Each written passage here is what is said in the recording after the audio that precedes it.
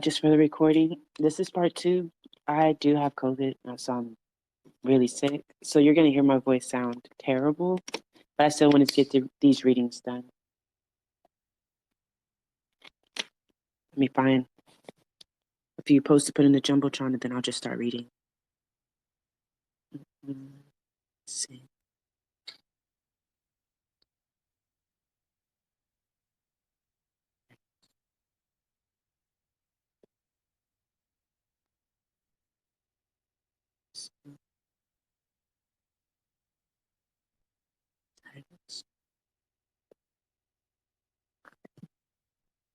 All right, so I'm going to start on section 2, the social context of Black power. I put the part 1 in the Jumbotron and also a PDF in the Jumbotron. The social context of Black power. In the summer of 1966, two events occurred which were to have momentous impact on the Black liberation movement. Superficially, they appeared unrelated, but both were responses to the oppression of Black people in the United States, and in the dialectic of history, they were to become deeply intertwined. The setting for the first event was a hot summer day in Mississippi. James Meredith, the first Black man to graduate from the University of Mississippi, had been making his famous March Against Fear through his home state. Joining the march were FBI men, newspaper reporters and photographers, assorted well-wishers, and Stokely Carmichael. It was June. Carmichael was then new to his post as a chairman of the Student Nonviolent Coordinating Committee, but he was no stranger to Mississippi. Mississippi was an especially hated symbol of Black oppression. Carmichael was intimately acquainted with the economic deprivation and political disenfranchisement, which still, despite so-called civil rights legislation, were the central facts of life for the Black residents of that state. He knew of Mississippi violence, the violence which struck down Meredith just shortly after his bold journey began. He knew that demonstrations and marches had not and could not sustainably alter these facts. He and other SNCC staff members have been searching for some other more efficient and direct means for attacking a monolith of exploitative edifice, which seemed impregnable and without moral compunction.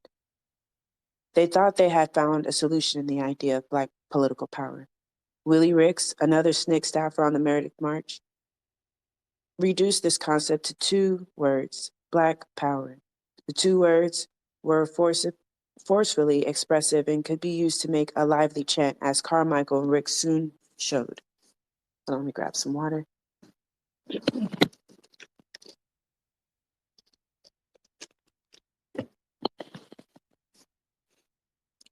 All right. The news media pounced upon this new slogan. They treated it as a hot item and flashed the chant across the country, much to the consternation of a nervous American public. At that time, nobody outside of a handful of people in SNCC could give a rational explanation of what Black power meant. But many Black people who heard the new expression grasped it in essence as easily. Sorry, I tripped over all that. But many Black people who heard the new expression grasped its essence easily. It related directly to their experience, their lack of power. On the other hand, the mass mind of white America was gripped with fear and horror at the thought that Blackness and power could be conjoined. The second event of concern to us in that summer was much less dramatic, although of equal importance, and its implications were not to become the subject of hysterical debates. In fact, except among insiders who knew better, it was almost a routine occasion. And its implications were not to become the subject of hysterical debates. In fact, except among insiders who knew better, it was almost a routine occasion. Certainly an address by McGeorge Bundy, president of the multi-million-dollar Ford Foundation, to the annual banquet of the National Urban League in Philadelphia could not be construed as headline-making news. Bundy told the Urban Leaguers that the Ford Foundation, the biggest foundation in the country, had decided to help in the task of achieving full domestic equality for all American Negroes. This announcement came as no immediate surprise to Bundy's haters. For some time, the foundation had been involved in efforts to upgrade Black higher education, and it had given money to Urban League projects in the field of housing. It was, therefore, logical to think that in time, the foundation might expand these efforts. What the Urban League delegates and the American public did not know was that the gigantic Ford Foundation, which already had fashioned for itself a vanguard role in the neo-colonial penetration of the Third World, was on the eve of attempting a similar penetration of the Black militant movement. This was the hidden relationship between Black Power chants in Mississippi and the August meeting in the City of Brotherly Love. Both events represented responses, although with totally different objectives, to the crisis that trapped the Black population to the, by then, obvious fact that the formal gains won by the Civil Rights Movement had not solved the problem of oppression of the Black nation. The interrelation of the Ford Foundation and Black Power cannot be understood without first recalling the social context in which the Black freedom movement found itself in the summer of 1966. The main ingredients of this context were the civil rights phase of the Black liberation struggle was drawing to a stalemated conclusion, and in its wake followed the urban revolts, sparked by stagnating conditions in the ghettos. New leaders such as Robert Williams and Malcolm X, who were the cutting edge of an embryonic nationalist movement, had been destroyed before they could organize an effective and continuing cadre of followers. And finally, the Vietnam War and other developments in the Third World were having an increasing impact on Black militant thinking in the United States. To begin, the traditional Southern-based nonviolent civil rights movement had largely ground to a halt and was in its death throes. Innumerable demonstrations and marches in countless cities had drawn thousands upon thousands of Black people into hopeful activity. They let themselves be brutalized, beaten, jailed, and killed, following the admonitions of moralizing leaders who told them to love your enemy and turn the other cheek. All of this suffering must surely culminate in freedom someday, the leaders said. By summer of 1963, after years of intense struggle and many deaths, it seemed that some dramatic new step must be taken to bring the longed-for freedom a little closer. Grab some water.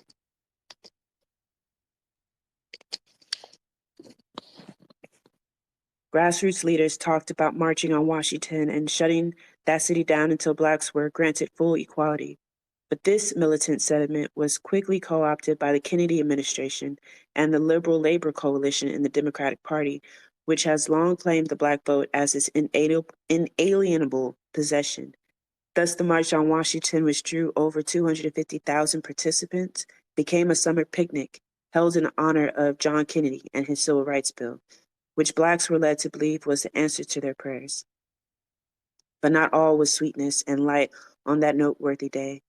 There was dissent and grumbling in the wings. John Lewis, then chairman of SNCC, had written a militant speech not in keeping with the harmonious filling schedule to be put on public display in the Capitol. The speech was censored by March organizers. The uncensored version read, in part, "In good conscience, we cannot support the administration's civil rights bill, for it is too little and too late. There's not one thing in the bill that would protect our people from police brutality.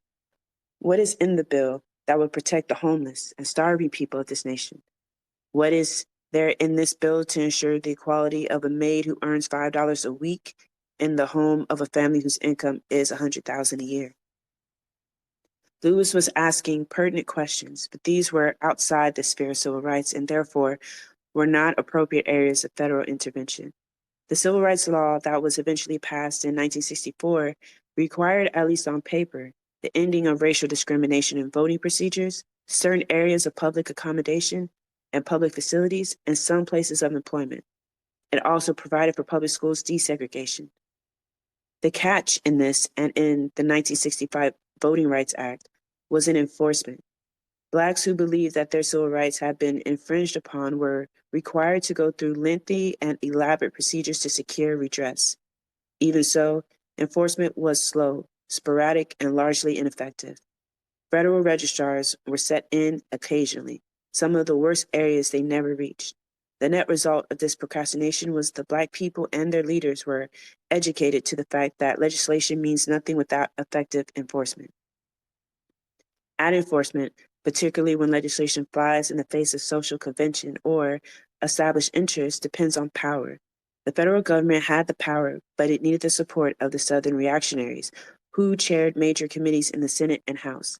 Hence, civil rights laws became merely more testimony to the truism that American democracy is subservient to the economic and political interests of those who hold power. The experience of the Mississippi Freedom Democratic Party in 1964 provided more confirmation of this fact. Voter registration drives were a central concern of SNCC from 1961 to 1965. At that time, SNCC activists thought that voting strength could be used effectively to pressure the National Democratic Party, a party that claimed to be the friend of Black people. Thus, SNCC decided that by creating a parallel political structure in the form of the MFDP, they could then challenge and defeat the racist Mississippi Democratic Party at the National Convention in Atlantic City.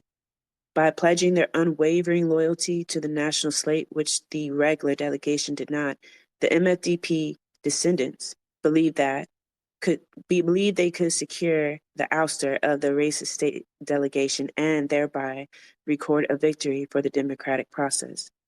But the National Party, seeking support in the South, decided to employ the vicious weapon of racism once again and rebuffed the challengers.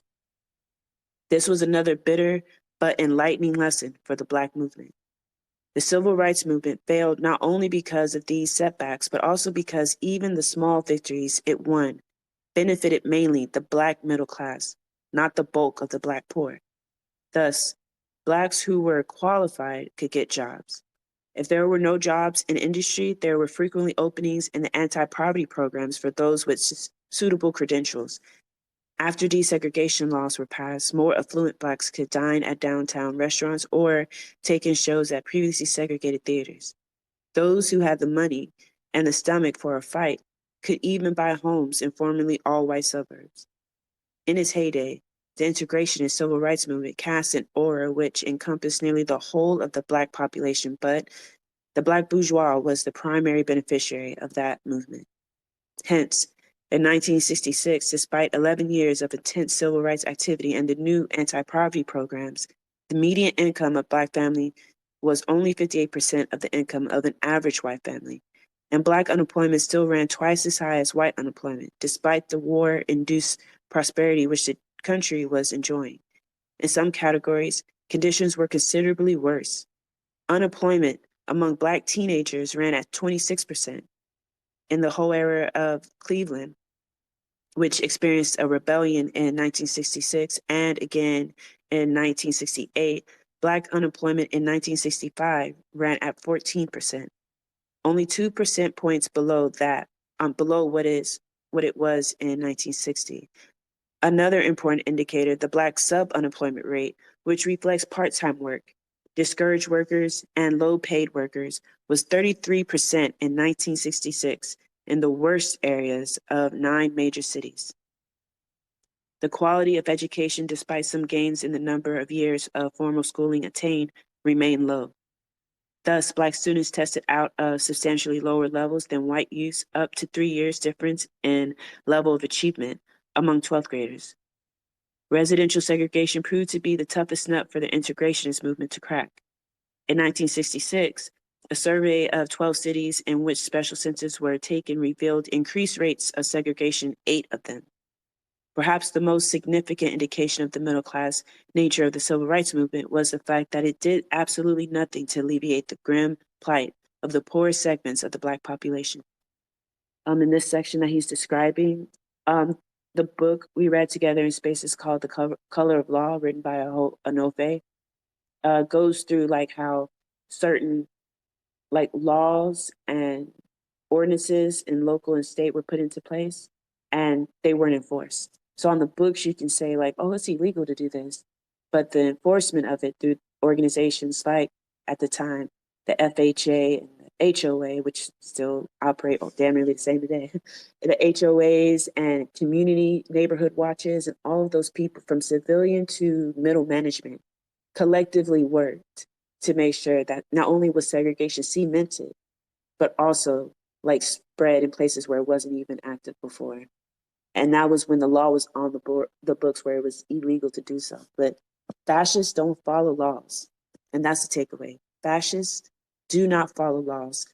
And unfortunately, especially in the left in America, Black leftists have been convinced by white leftists, I should say, and this is my bias, but what I've witnessed personally, right, is that we've been tricked into saying things like no war but the class war and ignore race and white supremacy. And I'm here to tell you that a white supremacist is also a fascist. Don't let them divide it up.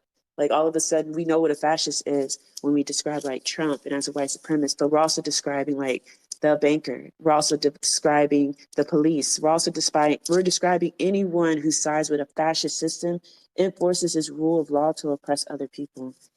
And a lot of these fascists wear symbols to show that they're fascists. Again, the blue line matter or the blue line flag, and it's also called Blue Lives Matter flag, as a fascist symbol.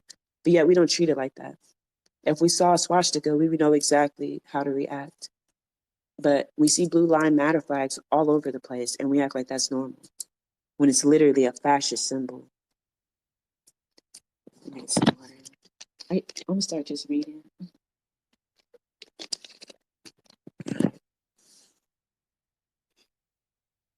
Perhaps the most significant indication of the middle-class nature of the civil rights movement was the fact that it did absolutely nothing to alleviate the grim plight of the poorest segments of the Black population. As late as 1968, a group of 6 doctors found evidence of widespread and long-standing malnutrition and starvation in the rural South. The situation in the cities was a little better. A joint 1967 report by the U.S. Bureau of Labor Statistics and the Bureau of the Census outlining the social and economic condition of Blacks in the country concluded that perhaps the most distressing evidence presented in this report indicates that conditions are stagnant or deteriorating in the poorest areas. The U.S. cities of 1 million population or more, the percentage of non-white families living in poverty areas, in quotes, between 1960 and 1966 remained constant at 34%. In New York and Chicago, however, percentage increased. In Cleveland, Ho's district median family income declined over the same period. In the Watts district of Los Angeles, also conditions did not improve. It is in these figures that one sees clearly the genesis of urban rebellion. For poor Blacks, North and South, the civil rights movement accomplished virtually nothing besides raising false hopes. The promised salvation was not forthcoming. An explosion was inevitable. The explosion began in 1964 with the Harlem Rebellion and 14 other urban revolts. City after city was shaken as the conflagration, I'm saying that word so wrong, spread across the country in subsequent long hot summers. The rebellions were almost entirely spontaneous and unorganized eruptions, but they had an underlying drive, a basic logic. Most of the attacks and looting were directed against the property of white merchants who exploit the Black community. This was the pattern in Harlem and a year later in the Los Angeles Revolt. Black people were, in a sense, reclaiming the merchandise which had been stolen from them in the form of underpaid labor and exploitative prices. By their actions, the Black rioters, who by no means were an insignificant minority, were vigorously repudiating the civil rights Negro leaders. They were calling for new leadership willing to confront head-on the problems arising from oppression and powerlessness, and who could speak to the needs of the majority of the Black masses. But such a militant new leadership, if it arose, would represent a direct threat to the established order, and therefore it would be suppressed and destroyed by any means the authorities thought necessary. Nonviolent demonstrations, while presenting a moral challenge to unjust practices, did not constitute a threat to the established distribution of power. It was clear who had the power and who didn't. If, however, Blacks started arming, even if only for purposes of self-defense, then this was another matter altogether. For an unjust social system can exist only by maintaining a monopoly on available force. If those who oppose this unjust system are unable to break that monopoly, then they are the much closer to destroying the system. So Robert Williams, who in the late 1950s organized a chapter of the National Rifle Association among Blacks in Monroe, North Carolina, could not be lightly dismissed. Williams, in his capacity as chairman of the Union County chapter of the NAACP, had become personally acquainted with the workings of Southern justice. He knew that the courts were in open and blatant alliance with the reactionary governments and racist businessmen. This court, Williams bitterly remarked to a reporter, has proved that Negroes cannot receive justice from the courts. They must convict their attackers on the spot. They must meet violence with violence. For this statement, he was suspended from the NAACP. Williams was smeared by the mass media, and liberal whites who supported and encouraged the nonviolent movement turned their backs on him. Isolated and maligned, Williams reluctantly decided that he should not stand in the way of a movement which then seemed to be making progress despite its passive tactics in the face of police brutality. Williams stood aside as 17 freedom riders came into Monroe to picket the county courthouse. The 6-day protest by a handful of nonviolent demonstrators attracted a huge mob of racist whites who cursed and spat on the pickets. Tensions mounted, and finally the crowd ripped into the defenseless protesters as the police watched with their smiles on their faces. Some of Williams' armed men came to the scene and rescued some of the demonstrators. But Williams was caught in a dilemma.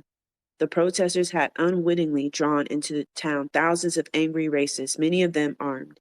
He and his rifle squad were greatly outnumbered and outgunned. To make matters worse, a middle-aged white couple, supposedly on a sightseeing trip, wandered into the ghetto. They were taken from their car, and in the confusion, threats were made against their lives, and a futile attempt was made to use them as hostages in order to get the remaining demonstrators out of jail. Rumors flew throughout the countryside that insane blacks had kidnapped a white couple and were torturing them. Police planes began circling overhead, and state police, local police, and deputized residents started massing for a bloody charge into the black community. A decision had to be made. The odds were too great. The white couple was released unharmed, and Williams' group voted that he and his family should leave to avert a slaughter. Williams and his family escaped, first to Canada and then to Cuba, where they were given political asylum. Let me grab some water.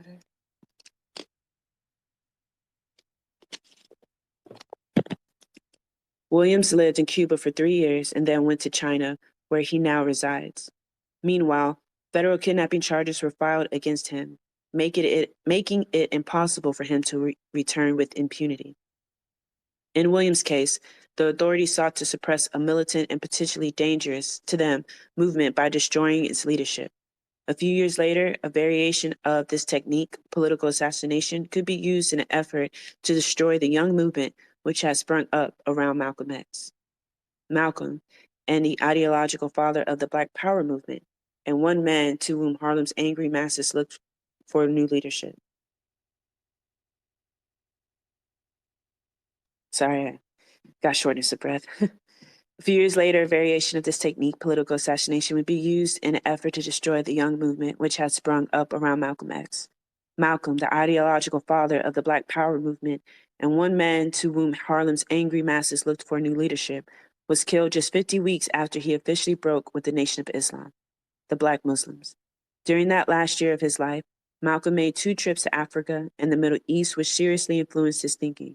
He began carefully to reevaluate the social and political ideas which he had accepted while in the Muslims. He set up the Organization of Afro-American Unity, patterned after the Organization of African Unity, which he hoped would implement his new ideas and launch a decisive attack on the problems confronting Blacks in America. Assassins' bullets cut down this new beginning before it bore fruit. Malcolm had become a follower of Elijah Muhammad, messenger of Allah, while serving a 10-year prison term from an armed robbery.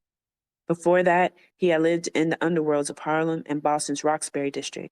He was probably attracted to the Muslims by their open denunciation of the white devils as oppressors of the Black race and Muslim campaigns for self-help and moral upliftment among converts, factors which brought many ex-convicts into the nation. Released from prison in 1952, Malcolm's keen mind and penchant for oratory soon thrust him into the top Muslim leadership. In 1954, he was appointed minister of Temple No. 7 in Harlem. He became the first national minister in 1963. Malcolm traveled over the country evangelizing and establishing new temples while, I don't know how to say that word, sparing the critics. He was quick-witted with a biting sense of humor, and he knew how to handle an audience, Black, white, or mixed. Malcolm was an activist, and this was the root of his split with Muhammad. In the 1960s, the Muslims were increasingly charged by Black militants with talking tough but never doing anything. The freedom movement was gaining momentum, and it was no longer enough simply to denounce white devils. The Muslims abstained from any form of political or social activism, and Malcolm was beginning to have his doubts about the wisdom of this policy.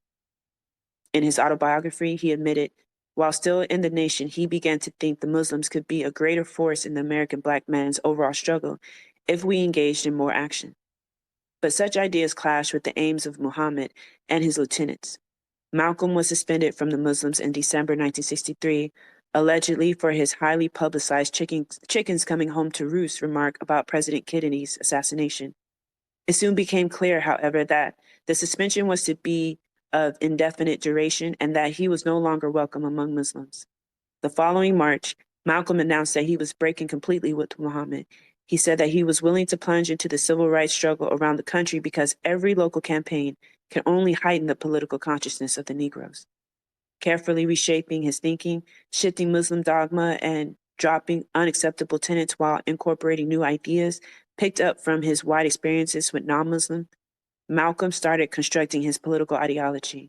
He realized the need for unity among Black people if they were effectively to attack racism and exploitation in America. He called himself a disciple of Black nationalism, which he carefully defined as the effort of Blacks to organize a movement of their own to fight for freedom, justice, and equality. The kernel of Black nationalism, he said, was the idea that Black people should control the economy, politics, and social institutions of their own communities. Thus, he identified Black nationalism with the general concept of self-determination.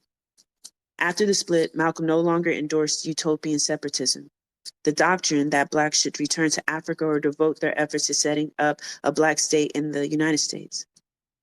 He still rejected integrationism as either phony tokenism or an attempt to assimilate Blacks into a decadent white society. Unlike the Muslims, who attributed the cause of Black oppression to the evil of the white race, Malcolm realized that it was in the structure of society to which one could trace not only the roots of Black people's misery, but also the genesis of white racism itself. In a speech in May 1964, Malcolm argued, "The system in this country cannot produce freedom for an Afro-American. It is impossible for the system, this economic system, this political system, this social system, this system, period. It's impossible for the system as it stands to produce freedom right now for the Black men in this country." In answer to a question from the audience, he said, "It's impossible for a white person to believe in capitalism and not believe in racism. You can't have capitalism without racism. And if you find someone and you happen to get that person into a conversation and they have a philosophy that makes you sure they don't have this racism in their outlook, usually they're socialists or their political philosophy is socialism." He thus carefully and consciously avoided falling into the defeated trap of attributing racism to human nature. Although he advocated self-determination for Blacks, Malcolm understood that this could never be achieved within the framework of an exploitative capitalist system. Again, unlike other Black nationalists, Malcolm realized that it was the interest of militant Blacks to work for change throughout American society. For it is only if the total society is changed that the possibility of genuine self-determination for Blacks can be realized. Black control of Black communities will not mean freedom from oppression so long as the Black communities themselves are still part of or subservient to an outside society which is exploitative. Malcolm did not live long enough to elaborate fully a program of action. He did advocate that Blacks engage in block voting, although he noted that sometimes, as in 1964, there was not much choice between a Republican wolf and a Democrat fox. In its statement of aims, the Organization of Afro-American Unity stated that it would organize the Afro-American community block by block to make the community aware of its power and potential. "We will start immediately a voter registration drive to make every unregistered voter in the Afro-American community an independent voter. We propose to support and or organize political clubs, to run independent candidates for office, and to support any Afro-American already in office who answers to and is responsible to the Afro-American community." In the economic sphere, the OAAU merely pledged that it would wage an unrelenting struggle against economic exploitation of all forms. Malcolm realized that the system he opposed was based ultimately upon force, and that the dynamic of radical social change in America was moving inexorably, yo, that word got me, toward a violent confrontation. In a speech in New York on April 8th, 1964, Malcolm described the process he saw unfolding. Let me grab some water.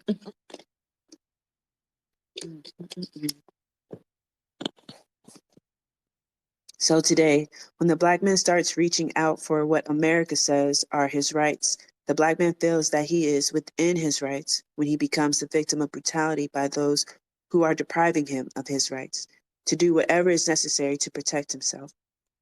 An example of this was taking place last night at this same time in Cleveland, where the police were putting water hoses on our people there and also throwing tear gas at them. And they met a hail of stones, a hail of rocks, a hail of bricks. A couple of weeks ago in Jacksonville, Florida, a young teenage Negro was throwing Molotov cocktails. Well, Negroes didn't do this 10 years ago, but what you should learn from this is that they were waking up. It was stones yesterday, Molotov cocktails today. It would be hand grenades tomorrow, and whatever else is available the next day. There are 22 million African Americans who are ready to fight for independence right here. I don't mean any nonviolent fight or turn the other cheek fight. Those days are over. Those days are gone. That's the end of the Malcolm quote. As though he wanted to be certain that his audience, which was mostly white, had not misunderstood, Malcolm added that the Black Revolt was being transformed into a real Black revolution. Revolutions are never fought by turning the other cheek. Revolutions are never based upon loving your enemy and pray for those who spitefully use you. And revolutions are never waged singing, "We shall overcome." Revolutions are based upon bloodshed. Thus, Malcolm saw the Black Revolt metamorphosing into a violent revolution. But strangely, at the end of this speech, he seemed to retreat from the position he had taken throughout his talk. America, he said, is the first country on this earth that can actually have a bloodless revolution. Why did he think this was so? Because the Negro in this country holds the balance of power. And if the Negro in this country were given what the Constitution says he is supposed to have, the added power of the Negro in this country would sweep all of the racists and the segregationists out of office. It would change the entire political structure of the country. This was clearly inconsistent with the major thrust of his speech. Malcolm had no faith in the efficacy of political reform. Only a few moments earlier, he had pointed out that the Black man can see where every maneuver that America has made, supposedly to solve the race problem, has been nothing but political trickery and treachery of the worst order. Malcolm apparently had ambivalent attitudes on the question of violence. He advocated self-defense, yet he knew that no revolution was made using the tactics of self-defense. He knew that the Black Revolt held the potential of turning into a revolution and that revolutions involve aggressive violence. Yet he could conclude that America might be the first country to experience a bloodless revolution. This ambivalence probably stemmed from misgivings Malcolm had about potential allies. He knew that for the Black Revolution to succeed, it needed revolutionary allies, and he saw two possible sources of such allies: militant whites in the United States and the people of the newly emerging nations, the former colonies of Africa and Asia, and the oppressed people of Latin America. But he had grave doubts about so-called white radicals. He thought that many of them could not seriously identify with the struggle, the aim of which was to undermine and destroy the basic premises and institutions of their own society. The remainder, he thought, would probably be co-opted. You can cuss out colonialism, imperialism, and all other kinds of isms, but it's hard for you to cuss that dollarism. When they drop these dollars on you, your soul goes. Your soul goes. I don't know why I said soul glow like coming to America. I'm cheesy. As far as white workers were concerned, he had no faith at all that they could be anything but reactionary and racist. Okay. With beliefs such as these, it would be natural for Malcolm to hesitate to advocate that Blacks undertake anything more than self-defense. His major concern, wisely, was to prevent genocide, not encourage it. He knew that in a revolutionary situation, only the presence of revolutionary forces outside the Black communities could prevent mass slaughter of the Black populations. He saw no such forces in evidence and therefore was forced to equivocate, torn between the seemingly conflicting needs of racial survival and social revolution. In spite of his reservations about white radicals and militants, Malcolm still regarded them as potential allies. Ew. He believed that some whites were genuinely fed up with the system, and he thought that some type of alliance might occur if they could establish proper communication with Black militants. Proper communication, to Malcolm's mind, definitely was not the kind of Black-white alliances that had existed in the past, in which the Black component was usually only an appendage to white-controlled organization. In any case, such an alliance was, for the moment, only a secondary consideration. The first was the creation of Black unity. Militant Blacks, he said, had to consolidate their own forces, work out their own program and strategy, and build a strong movement before there could be any meaningful move toward an alliance with whites. The immediate goal of white militants, Malcolm thought, should be to build a valuable movement within white communities. Any link up that might then occur would be between equals. It was in Africa in the last year of his life that he saw the best and most numerous allies of American Blacks. He was opposed to the thesis that since Black people are only a minority in this country, they should accept the leadership of white liberals. Ew.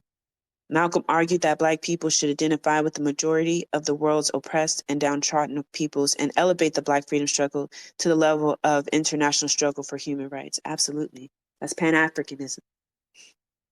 Malcolm believed that the people of Africa, Asia, and Latin America were victims of the international power structure, that U.S. neocolonialism was the main weapon of this power structure, but that the colonial revolt has shown the enemy to be invincible no longer.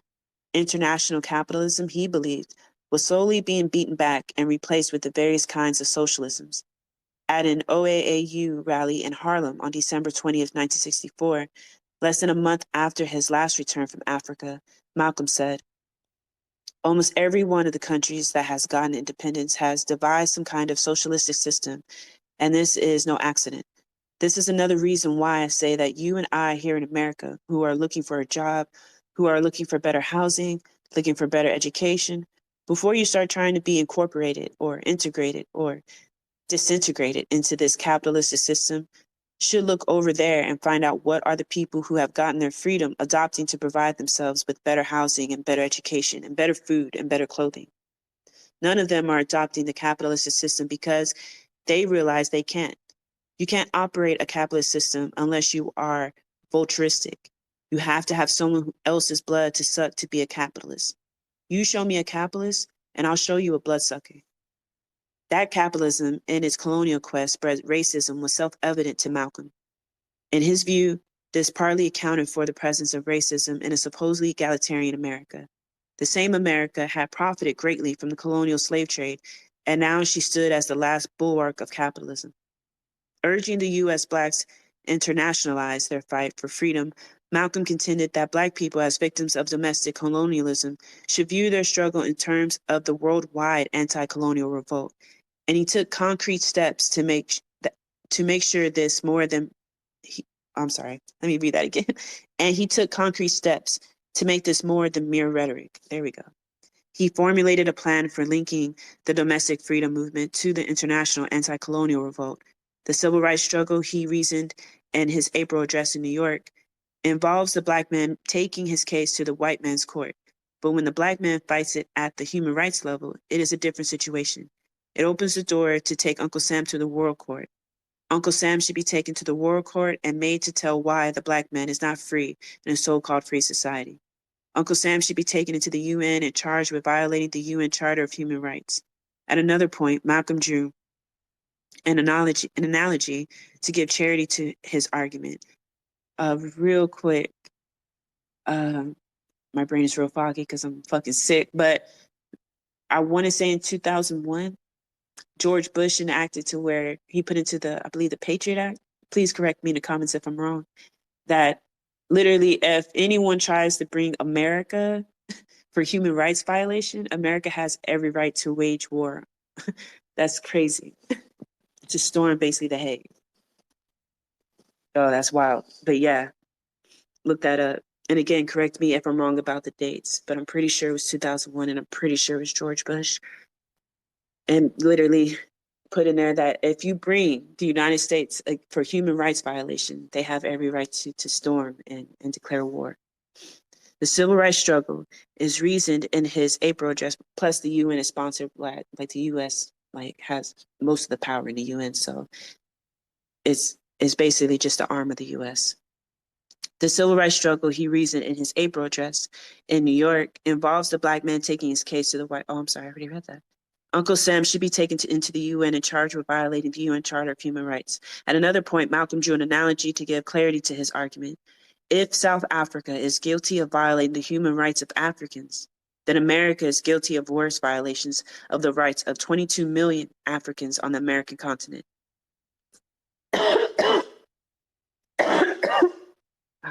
Jesus. On the American continent. And if South African racism is not a domestic issue, then American racism is also not a domestic issue. On this last trip to Africa in July, what Malcolm was saying there is he's pointing out the hypocrisy, because during apartheid, there was a lot of protests going on here in America, as there should be, against the apartheid going on in South Africa. And then, of course, you would have the politicians who are running for office would co-opt these movements and be like, oh, yeah, we're against apartheid. And basically, Malcolm X is saying, how?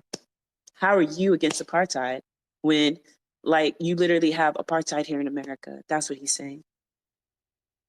So basically, in that one where he says, if racism is not a domestic issue, then American racism also is not a domestic issue. It's basically saying you have no room to point fingers at anybody. You are not the moral police of the world, not as no whole police state.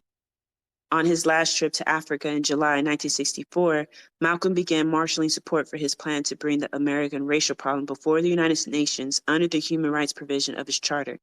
He was admitted as an observer to the Cairo conference of the OAU, where he made an impassioned plea for the African nations to arraign the United States before the UN. He also made personal visits to individual heads of African states. Malcolm's activities in Africa caused deep concern in Washington. The New York Times reported that State Department officials said that if Malcolm succeeded in convincing just one African government to bring up the charge at the United Nations, the United States government would be faced with a touchy problem. The newspaper report said the United States will find itself in the same category as South Africa in a debate before the world body. Throughout his travels in Africa, Malcolm was followed. On July 23, 1964, the day before he was to address the OAU conference, his food was poisoned at his hotel in Cairo, and he was seriously ill. On his return to the United States, Malcolm became a familiar figure at the UN. By the fall of 1964, his plan to indict the U.S. government was in high gear, and Malcolm was becoming an increasingly serious threat to U.S. overseas interests. It was reported that the State Department attributed to Malcolm's activities a good part of the strong stand taken by the African states against U.S. intervention in the Congo. As long as Malcolm remained in Muhammad's nations of Islam, he was of no concern to the power structure. Freed of Muslim restraints, Malcolm threatened to bring the impact of the world revolution right into this country. Real quick, I'm gonna get some water. And just want to state how important it was that there was pushback. I want to say 2 years ago, maybe, or a year and a half ago, against groups like FBA, Secure the Tribe, and all these other separatist groups, like the ones in South Africa called the Tadula Group, and other groups that you see sprouting around all over the fucking world that are xenophobic and especially anti-Black and anti-African. That's on purpose. And when you see Black people supporting that shit, like we've seen here in America, because they want to align with those reactionary Black people want to align with fascism, that is by design. And as we trace these leaders and their checks and who sponsors them and who pays their bills, we find that a lot of them are right-wing think tanks and whole on fascists that know that if they can keep that division in which the oppressed people do not organize across the seas and across the oceans and across the global South, then the empires will be safe to exploit, safe to oppress, and safe to do as they please for another 1,000 years. That's why Malcolm was such a threat, because once he left the nation, once he left that organization, he was free to move as he so choose. And he chose to go directly at white hegemony. And in doing so, he created a strategy and worked it. And he organized. And like they said, if he could have got one, just one, that was a threat. In an age of social media, we have the potential not to just reach one, but people all over the continent. There is no doubt in my mind that the concerted effort to keep us divided in diaspora wars and xenophobic rhetoric from right-wing think tanks and Black people who are choosing to be reactionary to espouse that xenophobic rhetoric is all by design to keep us from fighting for liberation and revolution. Because times are getting worse. As we see, they're terrible. And it's going to reach a boiling point. How big of an explosion depends on how well we organize, not just in the United States, but globally. He did not live to see his plan come to fruition. On the morning of February 13, 1965, his home was firebombed by professionals. He and his family barely escaped injury. Malcolm at first blamed the Muslims, but he soon suspected that other parties were at work. As he said, he knew intimately the Muslims' capabilities and limitations. The following Sunday, the other parties were more successful. Malcolm was shot to death at a meeting in New York. The assassination threw Harlem into a panic. Many feared that a bloodshed would follow in which Malcolm's supporters and Muslims would gun each other down on the streets. As it turned out, the Muslim temple in Harlem was firebombed, but no one was killed. The more sophisticated were not afraid of such a mindless orgy of murder. They saw instead in Malcolm's death a continuation of a calculated pattern which began with the forced exile of Robert Williams, led to the jailing of Bill Epton, militant leader of the Harlem chapter of the Progressives for Labor Party, on criminal anarchy, in quotes, charges for his role in Harlem Rebellion, and now climaxed in the removal of yet another militant Black leader. It was this continuing decimation and of militant Black leadership that posed the real danger, not a bloodshed triggered by warring Blacks. Malcolm X died, but not his ideas. One of the most important of these was how the struggle of Blacks in this country was bound up with the outcome of revolutionary struggle in the Third World, Pan-Africanism. This message was especially timely because it was at the end of 1964 and beginning of 1965 that the United States started its massive buildup in Vietnam, and Malcolm was one of the first Black leaders to stand in opposition. He did so not because he was a pacifist or morally outraged. He opposed war out of a sense of solidarity with the Vietnamese liberation fighters. Malcolm had great admiration for the courage of the Vietnamese guerrillas. Little rice farmers, peasants with the rifle, up against all the highly mechanized weapons of warfare, jets, napalm, battleships, everything else, and they can't put those rice farmers back where they want them. Somebody's waking up. Implicitly in Malcolm's admiration for his recognition of a principle which is fundamental to guerrilla struggles everywhere, namely that the revolutionary spirit of the people is more effective than the enemy's technology. Vietnam, one of the three countries composing what used to be called Indochina, Vietnam, Cambodia, Laos, had been under French colonial rule since the latter part of the 19th century. But Vietnamese nationalism was irrepressible. Major nationalist uprisings occurred in 1916 and 1930. It was also in the latter year that Ho Chi Minh formed the Indochina Communist Party. It is interesting to note that Ho, who visited this country while serving as messboy aboard a ship more than 50 years ago, had a long-standing concern for Black people. As early as 1924, he wrote an article for a French publication denouncing lynching in the United States. That article opened with the paragraph, "It is well known that the Black race is the most oppressed and most exploited of the human family. It is well known that the spread of capitalism and discovery of the New World had as an immediate result to the rebirth of slavery, which was for centuries a scourge for the Negroes and a bitter disgrace for mankind. What everyone does not perhaps know is that after 65 years of so-called emancipation, American Negroes still endure atrocious moral and material sufferings, of which the most cruel and horrible is the custom of lynching." That's the end of Ho Chi Minh's quote. He also wrote an article for the same publication in which he exposed and attacked the Ku Klux Klan. These writings reveal that Ho, while an ardent Vietnamese patriot and militant nationalist, was from the outset a revolutionary internationalist who understood the need for solidarity among all oppressed people. In a later polemic against French colonialism, Ho pointed out that the treatment of all natives is the same, be they Vietnamese or Afro-Americans. Before 1914, they were only dirty Negroes and dirty enemies. I guess that's a slur for Vietnamese. At the best, only good for pulling rickshaws and receiving blows from our administrators.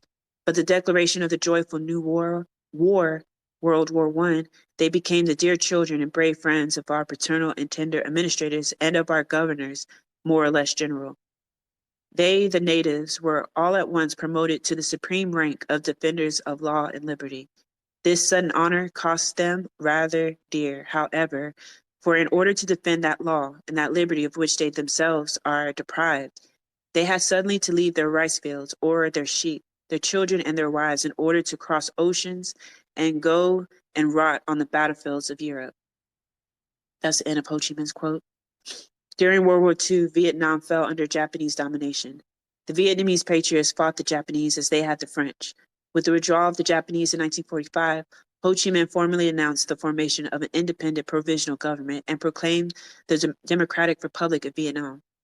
Interestingly, the Vietnamese document proclaiming Vietnam's independence from France was modeled after the American Declaration of Independence, but independence was not yet secured. After the war, the French returned and attempted to reimpose colonial rule.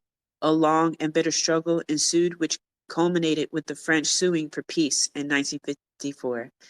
Under the Geneva Agreements, it was decided that Vietnam, Cambodia, and Laos were to become independent countries. To facilitate the French withdrawal, Vietnam was to be temporarily partitioned by the 17 parallel.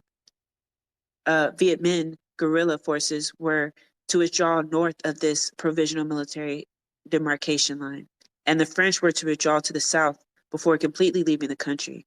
This partition was purely a matter of military expediency, and it was never intended to become a political boundary between the two distinct countries. The agreements also banned the introduction of more troops into Vietnam and promised that elections would be held throughout the country by July 20th, 1956, after which Vietnam was to be reunified. The United States did not sign the Geneva documents, but instead declared that it would refrain from the threat or use of force to disturb the agreements. But this American promise of non-intervention proved to be worthless. Within 2 years, the U.S. government helped set up the dictatorial Diem regime in the South. The elections were abrogated on the grounds that conditions in communist North Vietnam made free elections impossible. Diem instead imposed a violently repressive government on the South Vietnamese, and although there was much propaganda about land reform, action was not forthcoming. So basically, America was like, all right, cool. We won't interfere, psych, fingers crossed behind their back, and literally impose a dictator. And again, we can find so many points in history in which they do this, right? Like France withdrawing from Niger. It would not be out of the realm of possibility. Matter of fact, it would be right on par with history, colonial history, that what they'll do is probably either assassinate someone who doesn't play along or align with the establishment and impose a puppet president and puppet politicians and puppet governors, so that even though France won't be there, or any Western colonial power, might withdraw, we also understand that a lot of times that is like Kwame Nkrumah described neocolonialism, in which they just put black heads of states or other oppressed people as the heads of state to oversee other oppressed people, that the material conditions continue to get worse and the people are still exploited on behalf of the colonial European power. So black faces or oppressed spaces in high places is not a sign of progress, and we should never fall for that. Let's see. Diem instead imposed a violently repressive government on the South Vietnamese, and although there was much propaganda about land reform, action was not forthcoming. The harshness of the Diem regime sparked uprisings in 1957. By the following year, Vietnamese indigenous to the South had begun organizing guerrilla operations against Diem. In December 1960, the National Liberation Front was organized with the stated goal of seeking to overthrow the camouflaged colonial regime of the American imperialists and the dictatorial power of Diem, servant of the Americans, and institute a government of National Democratic Union. Within 4 years, the NLF had brought the Diem regime to the brink of collapse. American economic and military aid was poured into the country. More advisors, in quotes, were sent, but all to no avail. By the end of 1964, the situation had reached crisis proportions. In January 1965, 30% of new recruits in the South Vietnamese army deserted. Everywhere, Vietnamese students and Buddhist monks were calling for negotiations and an end to the fighting.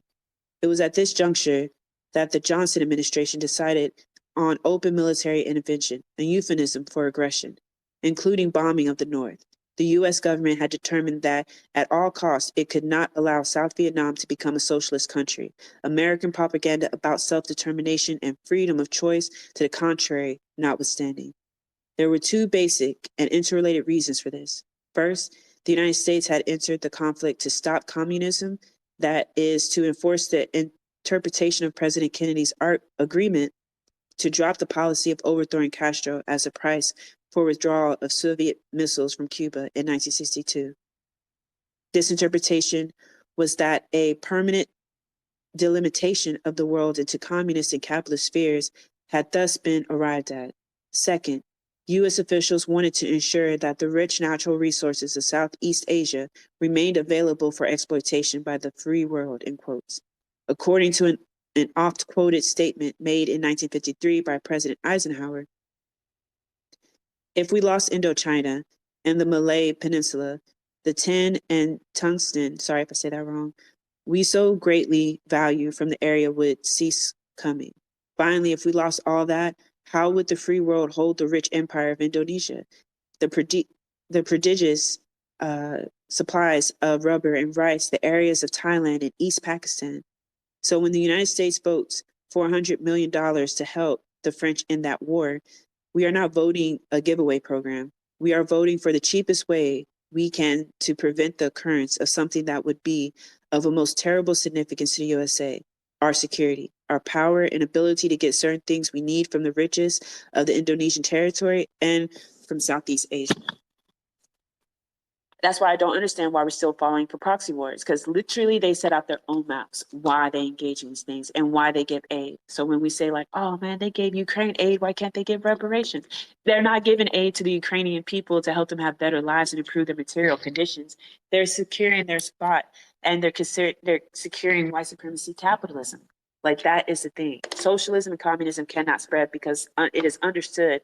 Socialism, the redistributing of wealth, from the wealthy to the people, to the proletariat. In communism, where the means of production are in our hands, our power is with the people, that's something that elites cannot have.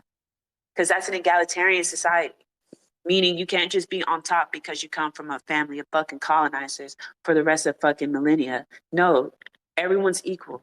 Whatever you work, whatever you produce is yours. We work communally to make sure all needs are met. This is how society is supposed to function. America literally states out its own imperialist president's mouth that we cannot have that type of life anywhere on this earth is a threat to our empire. And yet people still want to be patriotic. American patriotism is a death cult, honestly. Sorry, that wasn't the book, that's me. The conclusion to be drawn from such evidence as this is that the Vietnam War, far from being a mistake or an aberration, was the logical consequence of American imperialism. Its expressions and policies stem not from the personal whims of individual leaders, although personality does play a part, but from the necessities of the American socioeconomic system and its political manifestations. The American escalation of the war prompted protest activity in this country. In the spring of 1965, 25,000 anti-war demonstrators marched in Washington. As opposition to the war mounted, Martin Luther King urged President Johnson to issue unconditional and unambiguous pleas for peace talks. King's statement raised the question of a possible alliance between the civil rights movement and the anti-war movement. Robert Brown, an Afro-American college professor and activist in the anti-war movement, summarized in late 1965 the reasons favoring such an alliance. And here he lists them. 1, the recognition that the civil rights movement represented the moral conscience of America and therefore naturally belongs in the vanguard of the Vietnam protests, felt now to be the #1 moral issue confronting American society. 2, the argument that the billions of dollars being diverted to the Vietnam War represents funds which might otherwise be available for giving substance to the programs necessary for raising a Negro to a level of real equality in American life. The belief of the civil rights objectives are unachievable under the present organization of American society and therefore must necessarily be fought for as part of a large effort to remake American society, including its foreign policy. Number 4, the view that the Vietnam War is intimately involved in American racist attitudes generally and therefore falls naturally within the range of American Negroes' direct sphere of interest. Within the context of the moderate civil rights movement, which still exists at that time, these were advanced arguments. The latter two arguments particularly were soon to be sharpened and used by Black militants in their attacks on government policy. On January 6, 1966, SNCC issued a statement opposing the Vietnam War and in essence supporting draft resistance. According to SNCC staffer Fred Mealy, in an unpublished report, the origins of this statement can be traced to a SNCC executive committee meeting in April 1965, during which Chairman Lewis urged the organization to take a formal stand against the war. The first big anti-war march, backed primarily by Students for a Democratic Society, was to take place on April 17th, and the executive committee voted to support this SDS march. At a full staff meeting in November of that year, SNCC discussed at length the question of taking a public stand on the war, the draft, and the relation of the war to the plight of Afro-Americans. It was decided to have a statement drafted and circulated to the staff for approval and to hold workshops on these issues as SNCC's projects. The statement was prepared and submitted for staff comment in December. On January 4th, 1966, SNCC worker Sammy Young, Jr. was murdered in Tuskegee, Alabama, when he sought to use the white restroom at a gas station. This incident precipitated the anti-war statement. Samuel Young was murdered because U.S. law is not being enforced. Vietnamese are being murdered because the United States is pursuing an aggressive policy in violation of international law. The U.S. is no respecter of persons or law when such persons or laws run counter to its needs and desires. The statement continued. We are in sympathy with and support the men in this country who are unwilling to respond to the military draft, which would compel them to contribute their lives to U.S. aggression in the name of the freedom we find so false in this country.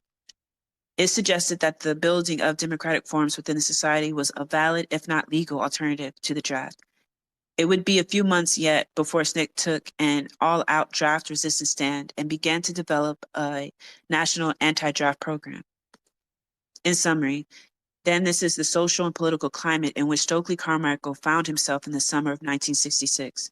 Carmichael attempted to pick up the threads of Malcolm X's thought and apply them to this social context, but he was uncertain as how to move. He was torn between reformism and revolution. He could not decide at that time whether he was a Black rebel or a Black revolutionary, and his ambivalence were indicative of the uncertainties which premediated the Black militant movement, and they were a prophecy of the open split, which was soon to develop between rebels for reform and revolutionaries. Carmichael's class background was not unlike that of other SNCC members. Born in Trinidad, Carmichael came to this country at the age of 11 with his family and settled in New York City. After attending the elite Bronx High School of Science, Carmichael received a bachelor's degree from Howard University in 1964. While at Howard, he was active in the student government as well as local civil rights organizations called the Nonviolent Action Group.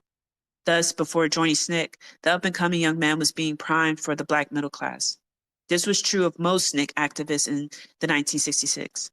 Although they may have come from poor or working class families, the young students themselves were headed for middle class status.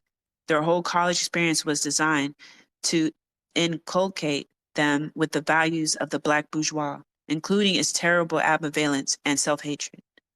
As E. Franklin Fraser and others have noted, the Black bourgeois is divided between conflicting compulsions to identity with Blacks or with the white middle class. Depending on circumstances, it facilitates between these two contradictory identities. The fact that most of SNCC staff come out of such a background makes it easier to comprehend and account for the ideological twists and turns taken by the organization. These ideological waverings were reflective of the insecurity and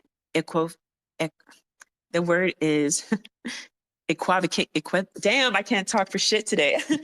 We're going to say equal of the middle class, which SNCC in a sense represented. In a widely read article published in September 22, 1968, issue of the New York Review of Books, Carmichael struggled with the problem of power, how to attack and weaken oppressive white power and create in its stead the liberating force of Black power. Most of what Carmichael wrote then was not new. It was based upon the nationalist tradition which extended from Martin R. Delaney through Malcolm X. Actually, it must be admitted that Carmichael's early statements did not go as far as the militant internationalism and anti-capitalism of Malcolm X or the revolutionary violence then being advocated by Robert Williams from exile in China. But where Malcolm and Williams were stopped before they could organize a mass following, Carmichael was not. A young and charismatic leader, his ideas served as a catalyst for the intellectual development of Black rebels and revolutionaries alike. Where Malcolm X had battered himself against a wall of hostility and indifference, the SNCC leader was successful in injecting the issue of self-determination into a Black freedom movement which appeared stalemated. The urban rebellions legitimized and gave prominence to this issue and made it a matter for serious discussion and planning among both Black militants and the white power structure. Both were probing the strengths and weaknesses of the idea of Black self-determination.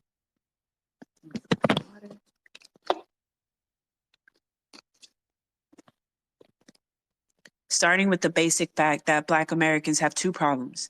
They are poor and they are Black. Carmichael wrote that SNCC, almost from its beginning, sought to develop a program aimed at winning political power for impoverished Southern Blacks. He did not foresee, however, that the growing militancy of the Black middle class would lead that class also to demand political power. But political power for the Black bourgeois, the Black elite, is not the same as political power for the Black poor, the bulk of the Black population. It is quite possible for this elite group to achieve a measure of political and economic power within the American capitalist system, but this does not necessarily imply any change for the Black majority. Just as the civil rights movement made important gains for the middle class, but left the poor largely untouched, there is no intrinsic reason to think a bourgeois Black power movement would not follow a similar course. This is the central issue, which later was to split the Black power movement into a moderate and militant factions, with the Congress of Racial Equality being a leading organization among the former, while SNCC and the Black Panthers took the lead among the militants. Furthermore, Carmichael almost certainly did not expect then that white corporate leaders would court and pander to the political and economic aspirations of the Black bourgeois as a way of countering the revolutionary thrust of the militants. Just as early opponents of the Vietnam War thought of that conflict as a mistake inadvertently made by the U.S. government, so did Black power advocates in 1966 view Black oppression as a curable malady, which was basically foreign to the American social system. Certainly the more sophisticated war opponents and Black militants talked about things being wrong with the system, but what they had in mind were deficiencies in the social structure. They were not yet thinking, as Carmichael later would, that perhaps the system in its totality must be redesigned. Instead, the anti-war people thought that the deficiencies could be remedied by electing peace candidates to Congress who would end the war. The Black power militants identified the deficiency as general lack of Black participation in the political process. As a result of this orientation, it was not surprising that Black power emerged initially as an effort to reform the social system.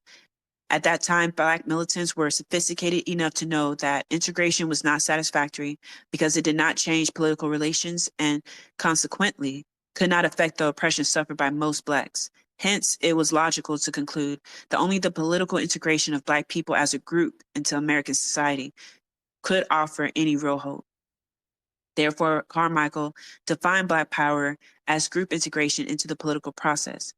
In such areas as the county in Alabama where Black men have a majority, they will attempt to use it to exercise control.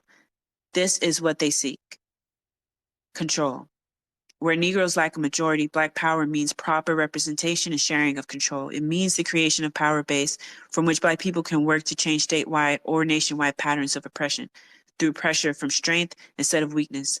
Politically, Black power means what it has always meant to SNCC: the coming together of Black people to elect representatives and to force those representatives to speak on their needs. A year later, Carmichael would use virtually the same definition of Black power in the book which he co-authored on the subject. In it, however, he made it explicit that he thought of Black power as only another form of traditional ethnic group politics. The concept of Black power rests on a fundamental premise. Before a group can enter open society, it must first close ranks. By this, we mean that group solidarity is necessary before a group can operate effectively from a bargaining position of strength in a pluralistic society. This belief that Black people are much like other ethnic groups in America lies at the heart of the reformist tendency in Black nationalism. In his book, The Crisis of the Negro Intellectual, Harold Cruz argues that if America could only be forced to face the fact that competing ethnic groups are to be basic social reality, then a kind of democratic cultural pluralism could be established, resulting in genuine Black equality. Nathan Wright, chairman of the 1967 Newark Black Power Conference, expressed a similar view in his book, Black Power and Urban Unrest. Wright urged Black people to band together as a group to seek entry into the American mainstream. Oh my God. For example, he called for organized efforts by Blacks to seek executive positions in corporations, bishops, deanships of cathedrals, superintendents of schools, and high management positions in banks, stores, investment houses, legal firms, civic and government agencies, and factories. Wright's version of Black power is aimed at benefiting the Black middle class. This bourgeois approach also characterized Core's brand of Black nationalism. What this approach overlooks is the fact that Black people are not like other ethnic groups in America's society. To begin with, Blacks came to these shores not as immigrants seeking a better life, but as slaves intended for use as forced laborers. The racist ideology erected to justify slavery served after the Civil War to keep Blacks oppressed and subservient, even though it was the economic interest of white industrialists to hire Black workers. But these businessmen, infected by their own racist dogma, preferred to import foreign labor. With the advent of the Civil Rights Movement, the monolith structure of racism began to show cracks. But by then, it was already too late. Black people were to enjoy the unfortunate distinction of being among the first surplus products of an advanced American technology and economic system. The accelerated technological innovation in a decreasingly competitive and increasingly it's monopoly, but with IST at the end, monopolistic. Oh shit, did that. Economy combined with racism have acted in concert to phase Black people out of American society. It would have made sense at the close of the Civil War to plan for the assimilation of Black people as a group into the American mainstream. Racism made this impossible. Now, as racism begins to crumble, the requirements of an advanced technological economy increasingly exclude Black workers from the active labor force. Hence, racism, the stepchild of slavery, prevented Black people from following in the footsteps of other ethnic groups. Today, even if racism were vanquished, Blacks would find their situation basically unaltered because almost always they do not possess the skills valued by the economy. Even under ideal circumstance, this lack of skills would require a generation to correct. Finally, as city governments are increasingly integrated with state and federal agencies and municipal political machines are disbanded, an important mechanism for ethnic group advancement is shut off to Blacks. For it is City Hall which has been traditional stepstone to economic security, political power for European ethnic groups. The current move to rationalize city government and integrate it into the larger national structure is one of the prime requirements for the smooth functioning of a complex and advanced society.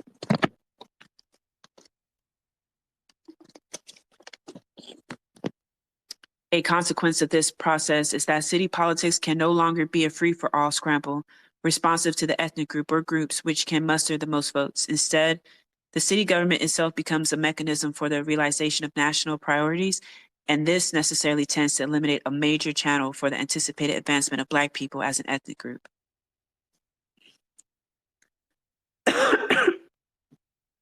Economically, Carmichael in his New York Review article called for a cooperative effort among Black people.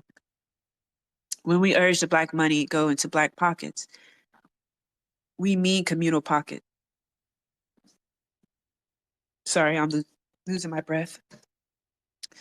We want to see money go back into the community and used to benefit. We want to see the cooperative concept applied in business and banking. This concept was later incorporated into the core program. Economic cooperatives frequently advocated in the past were to be the salvation of the Black community, but this economic program assumes that the economy is so open to new enterprises, be they individual or collective. This assumption is unrealistic in an era when small businesses are failing at a high rate and large-scale commercial enterprises because of virtual monopoly of gigantic corporations are extremely difficult to launch. The Small Business Administration reports that not more than 3% of all U.S. businesses concerns are owned by non-whites. A flagrant example of this economic imbalance is seen in Washington, D.C., where about 2/3 of the population is Black, but only some 2,000 out of 28,000 businesses are owned by Blacks, and their volume is only a fraction of the whole. This situation is not likely to change in any significant degree. The failure rate on special small business loans, many of which are granted to Black businessmen, is about double the rate of regular loans. More importantly, even if a cooperative economic venture were successfully initiated, its managers, in order to keep it afloat, would have to be responsive to the demands and constraints imposed by the overall competitive economic system rather than the needs of the surrounding Black community. For example, a retail food cooperative would find itself in direct competition with huge supermarket chains, which control not only retail outlets, but also farms and ranches, processing and packaging plants, advertising agencies, and transportation distribution facilities. Without this kind of horizontal and vertical monopoly, a cooperative business would encounter insurmountable obstacles that would make large volume, price competitive, and efficient operation virtually unachievable.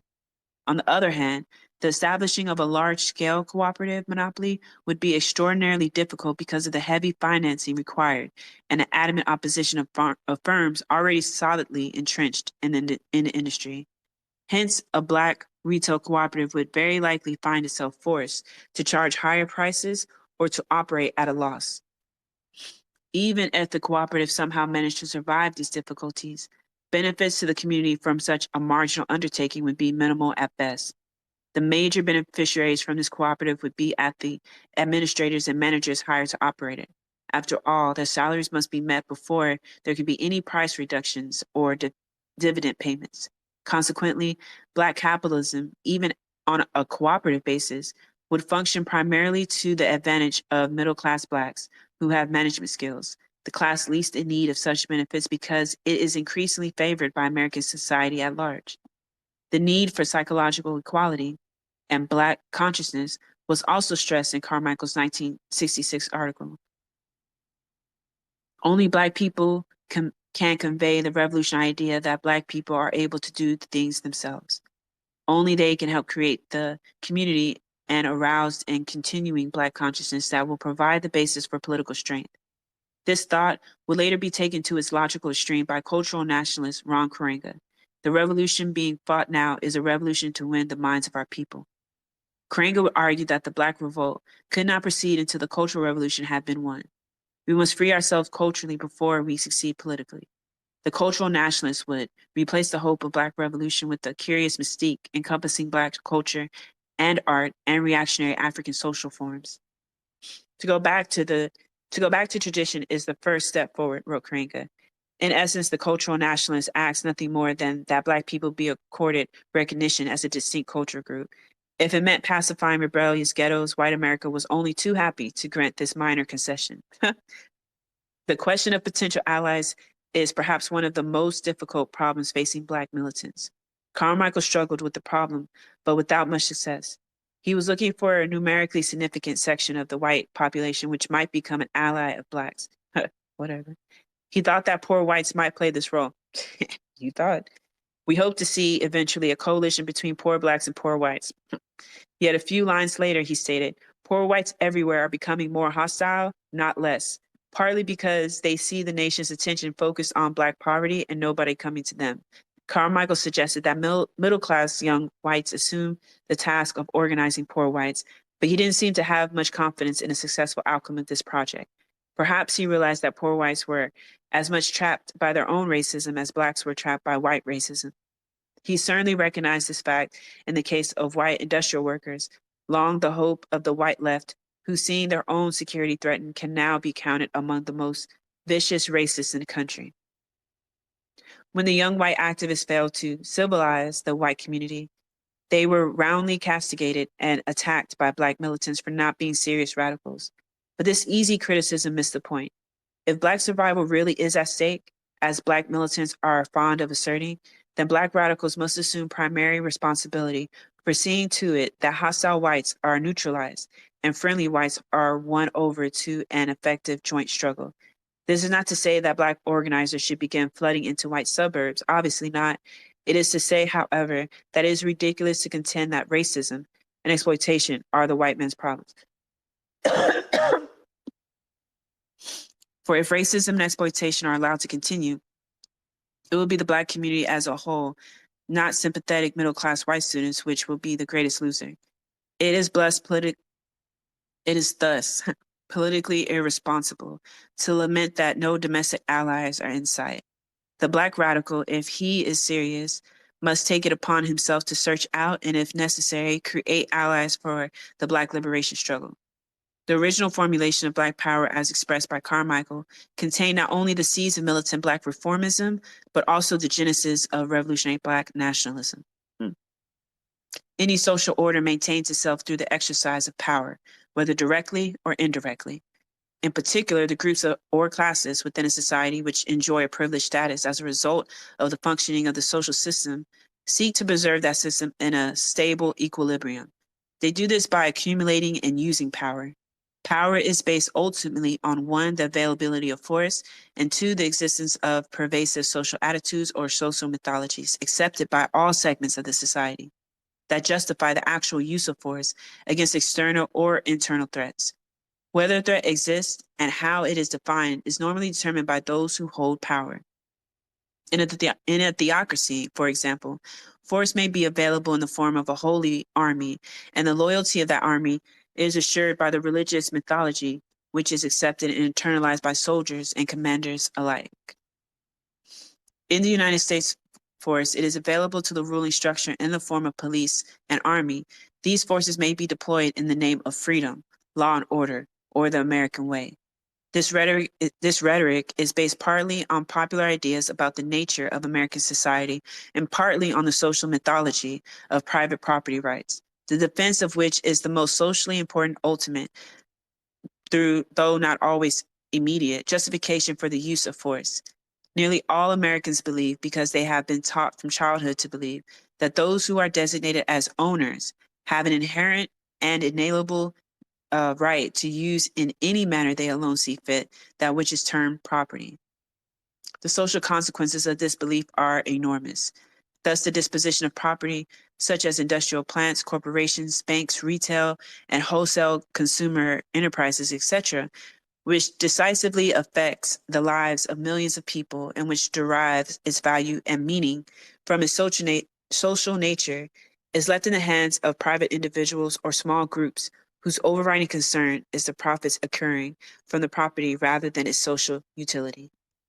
Profits, in turn, create wealthy owning and managerial classes, and an economic dictatorship of these classes is subtly imposed on the whole society.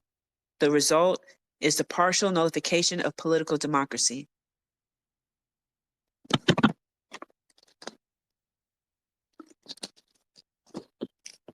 That political democracy in the U.S. has not been totally destroyed is evident in the passage of reform measures and laws aimed at curbing the power of various economic interests.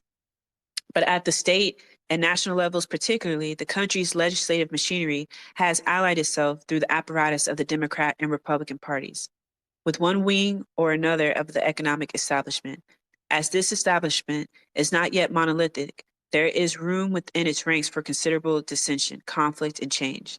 Consequently, it is open to some outside pressure for reform, but it is not open to an attack on its own position of power, nor will it knowingly tolerate an effective challenge to the social fiction on which that power is predicated. The socially shared belief in that sacrosanct qualities of private property is a fundamental premise of the ideology of capitalism, to the extent that the general American population accepts the mythology of private property. That is, the notion that private individuals should be the sole determinants of the disposition of what is in reality social property. It will continue to defend the privileges and prerogatives of these classes which benefit most from this mythology. The reason for this is that the educational system implants and reinforces the belief that this social myth can operate to the individual advantage of any given person if only he works hard enough or displays sufficient cunning. Hence, many Americans, even sophisticated enough to recognize the injustice of the social system, will nevertheless vigorously defend it because of the insistent hope that someday he or his children will achieve a full measure of security and comfort within that system. This discussion raises several questions. Is the capitalistic competitive game fixed? If so, why? Are there alternative methods of ordering social relations within a society? As far as Black people are concerned, there can be little doubt that the game is fixed. Blacks for the last 100 years have been free, in quotes, to beat their way to the top. Many have tried, but in relative terms, Black people today are just about exactly where they were at the close of the Civil War, namely at the bottom of the heap. In 1966, Carmichael knew that the game was fixed, but he was not yet ready to deal with the question of whether it was the nature of the capitalist game to be fixed. That is, he was not at the point an anti-capitalist. To take such a position would require more time and thought. The American social mythology of private property and the government's monopoly on force were both implicitly challenged in a 1966 article. This challenge was made explicit by the urban rebellions which had occurred since 1964. Carmichael raised the question of whether a country where property is valued above all could be the setting for a humanistic society. He recognized that it was this ideology which justified the use of force against Black people, be they called uppity niggers, rioters, or just plain criminals. That being the case, one could only conclude, as Carmichael did, that the Black men may also need a gun, and Snick reaffirms the right of Black men everywhere to defend themselves when threatened or attacked. That's the end of the Carmichael quote. Carmichael couched these implicitly revolutionary thoughts in cautious language.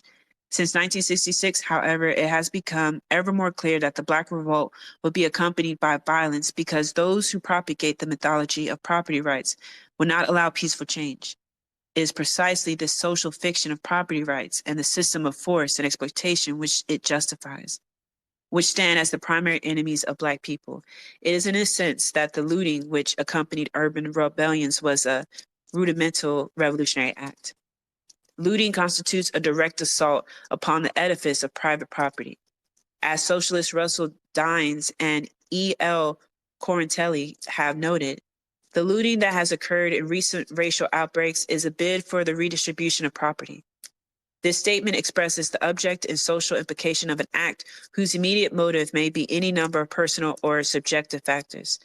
The question this poses for Black militants is, can such a redistribution be effective within the present social framework? Black rebels, advocates of bourgeois nationalism, think this is altogether possible. Black revolutionaries think not. They are increasingly anti-capitalist. Carmichael identified the Black communities as exploited colonies of the United States. He added, for a century, this nation has been like an octopus of exploitation, its tentacles stretching from Mississippi and Harlem to South America, the Middle East, Southern Africa, and Vietnam. The form of exploitation varies from area to area, but the essential result has been the same. A powerful few have been maintained and enriched at the expense of the poor and voiceless colored masses. This identification of the Black struggle with anti-colonial movements in the Third World had revolutionary implications. At the psychological level, it shattered the sense of isolation felt by many Black militants. They could view themselves as part of a worldwide revolution. Black power is not an isolated phenomenon, wrote Julius Lester, a former SNCC field secretary. It is only another manifestation of what is transpiring in Latin America, Asia, and Africa. People are reclaiming their lives on those three continents, and Blacks in America are reclaiming theirs. These liberation movements are not saying give us a share. They are saying we want it all. The existence of the present system in the United States depends upon the United States taking all. This system is threatened more and more each day by the refusal of those in the Third World to be exploited. They are colonial people outside the United States. Blacks are a colonial people within. Thus, we have a common enemy. As the Black Power movement becomes more politically conscious, the spiritual coalition that exists between Blacks in America and the Third World will become more evident. At the ideological level, Carmichael's thesis gave militant Black intellectuals a powerful analytical tool. Black writer Lawrence P. Neal touched upon this when he pointed out that the colonial model breaks down the ideological walls which have contained the struggle thus far. It supplies the Black theorists and activists with a new set of political alternatives. If Black people formed a dispersed semi-colony within this country, superficially unlike other colonies, but sharing certain features with them, then a new set of political alternatives might exist in the form of a Black national liberation struggle. National liberation stands in sharp contrast to the strategy of integration, and it represents a distinct advance over traditional Black nationalism, which frequently drifts towards escapist solutions as a consequence of its unconscious defeatism. In the years following World War II, national liberation movements flourished throughout the Third World. To the extent that the domestic colonial view of Black America is valid, its theories and experiences can be of invaluable aid to the Black liberation movement. A Third World intellectual who was to have a tremendous impact on the thinking of Black militant was Frantz Fanon. Born in Martinique, Fanon was a Black psychiatrist who had studied medicine in France. During the French-Algerian War, he was assigned to a hospital in Algeria. However, he soon found his sympathies inclining towards the rebels. He subsequently joined the revolution, served as a doctor, propagandist, and diplomat of the Algerian FLN. As such, he was an articulate spokesman for the Algerian Revolution, but he did not live to see the climax of that revolution. In 1961, it was discovered that he was suffering from cancer, and within a few months, at the age of 36, he was dead. Fanon produced a number of works dealing with the problems of national liberation. One of the most important of these was The Wretched of the Earth, which has since become required reading for Black revolutionaries. It would be well at this point to recall part of Fanon's argument because it is especially relevant to the present stage of the Black liberation movement.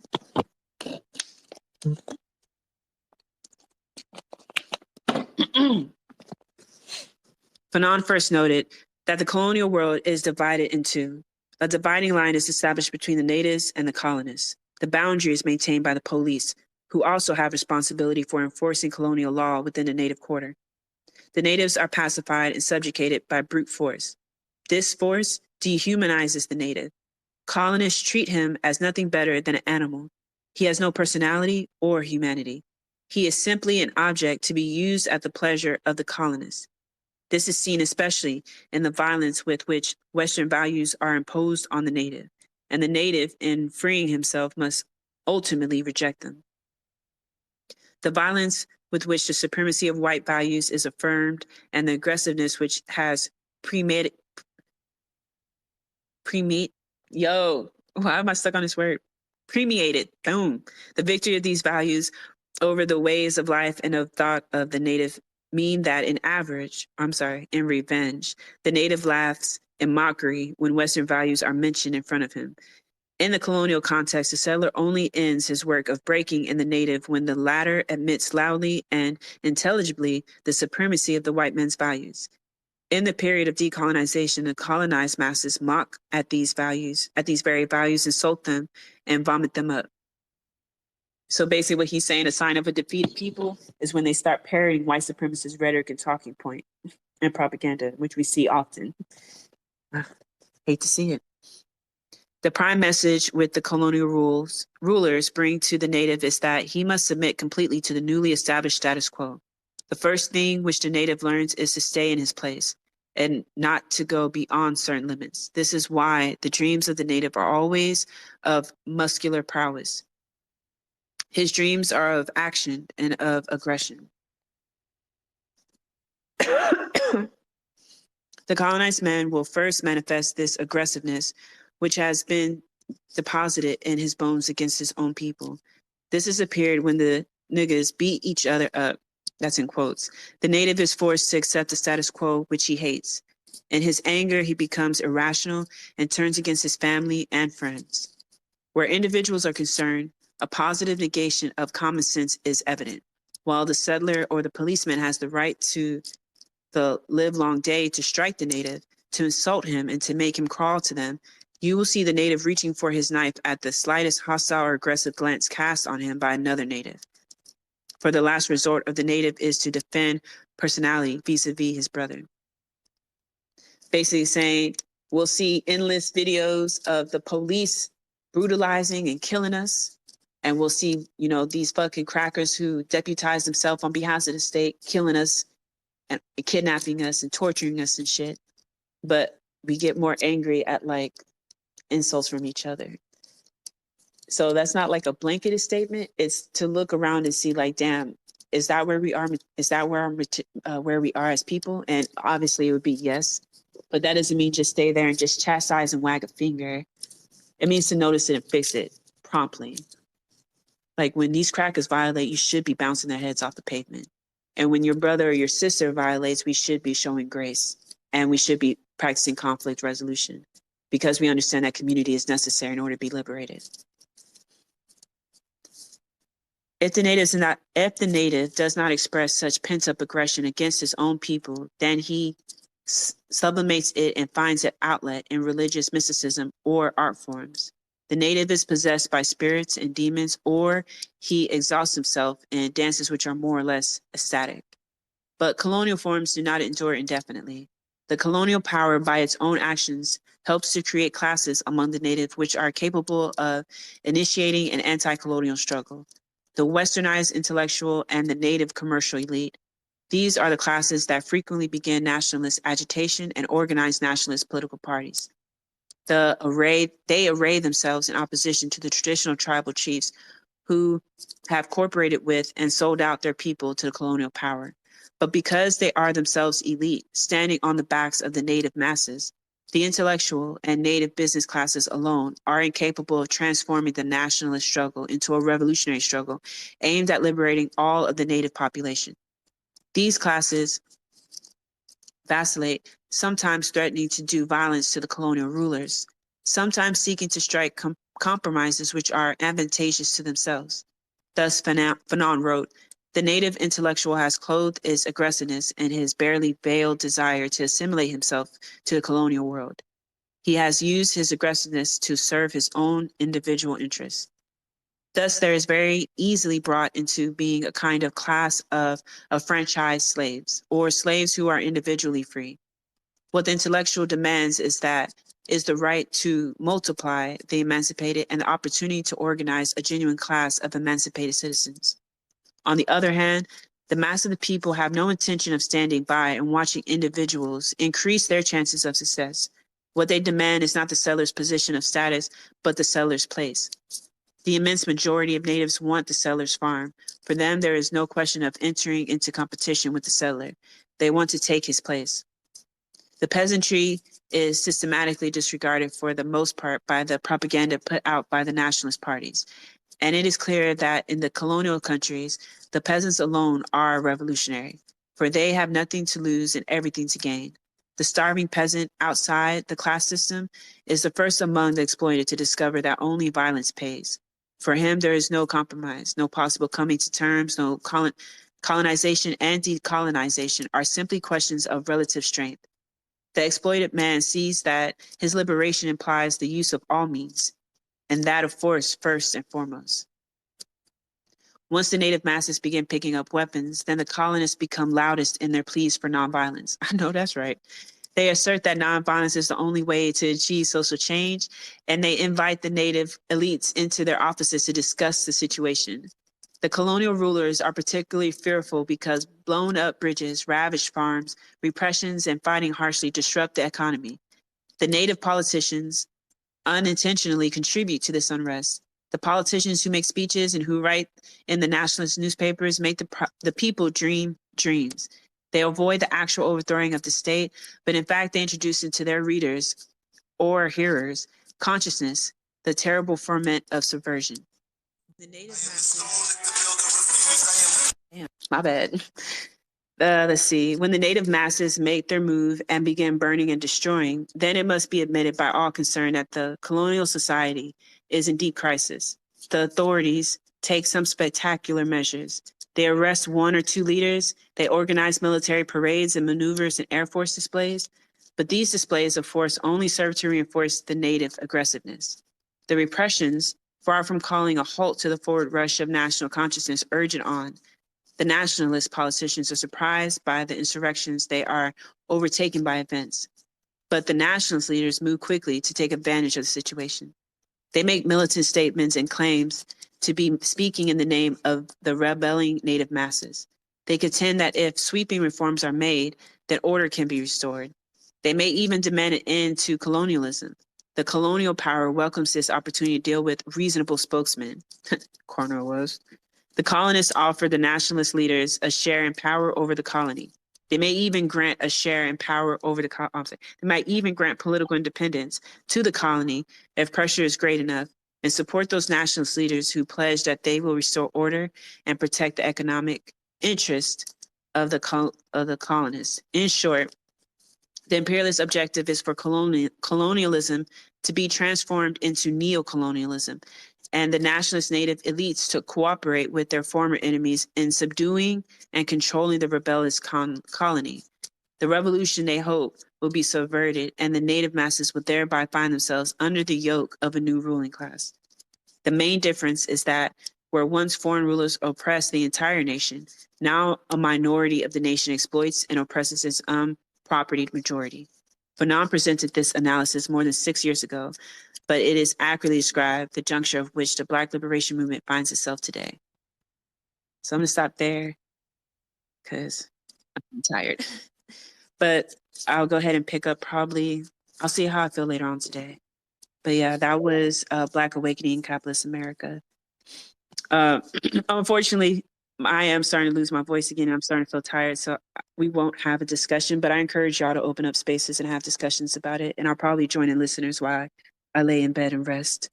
But thank y'all for coming. And again, let's get free.